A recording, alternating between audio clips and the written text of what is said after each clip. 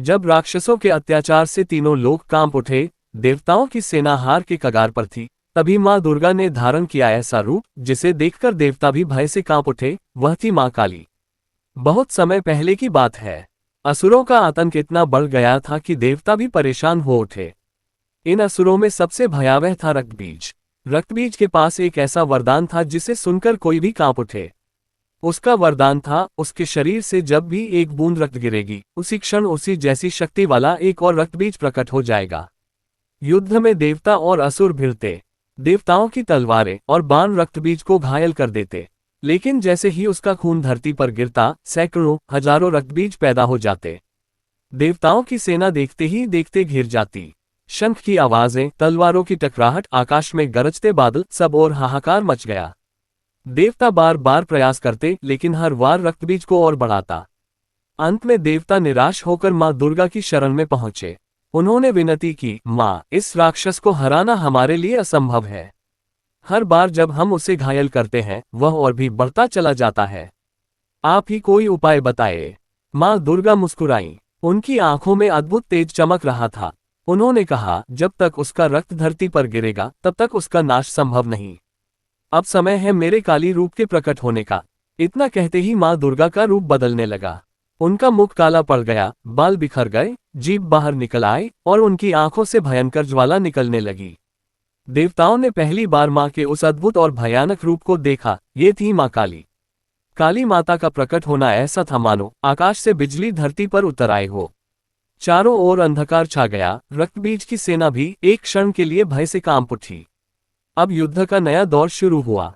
रक्तबीज ने हंसते हुए कहा, मुझे रोकने की ताकत इस ब्रह्मांड में किसी में नहीं है। मेरा रक्त जितना बहेगा, उतनी ही मेरी सेना बढ़ेगी। लेकिन मां काली ने जोर से गर्जना की, अरे दुष्ट, अब तेरा अंत निश्चित है। काली माता ने अपने हाथों में खड्ग और त्रिशूल संभाले और युद्ध भूमि में कूद पड़ी। उन्होंने रक्तबीज पर तीखे वार किए।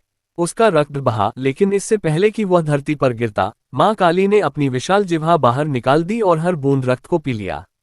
देवता ये दृश्य देखकर विस्मित रह गए। रक्तबीज जितना घायल हुआ, मां काली उतनी ही तीव्रता से उसका रक्त पीती गईं। एक भी बूंद धरती पर नहीं गिरने दी। धीरे धीरे रक्तबीज कमजोर पड़ने लगा। जिस शक्ति पर उसे घमंड था, वही अब उसका सबसे बड़ा दुर्बल पक्ष बन चुका था। आखिरकार मां काली ने अपनी तलवार से एक भीषण वार किया। रक्तबीज का सिर धड़ से अलग हो गया और मां काली ने उसकी अंतिम बूंद रक्त तक पी लिया। युद्धभूमि शांत हो गई। आकाश से पुष्पवृष्टि होने लगी। देवताओं ने जय जयकार की, जय मां काली, जय मां दुर्गा। लेकिन काली माता का क्रोध इतना प्रचंड था कि वह युद्ध के बाद भी थमी नहीं। उनकी आंखें अग्नि की तरह जल रही थीं और वह नृत्य करने लगी। पृथ्वी कांपने लगी, देवता भयभीत हो गए। तभी भगवान शिव वहां प्रकट हुए। उन्होंने समझा कि यदि मां काली का ये तांडव रुका नहीं, तो पूरा ब्रह्मांड विनाश की ओर बढ़ सकता है। भगवान शिव ने मां काली के मार्ग में लेटकर स्वयं को उनके चरणों में अर्पित कर दिया। जैसे ही मां काली का पांव शिव जी के वक्ष पर पड़ा, उनकी चेतना लौटी। उन्होंने तुरंत अपनी जीभ बाहर निकाल ली और शांत हो गईं।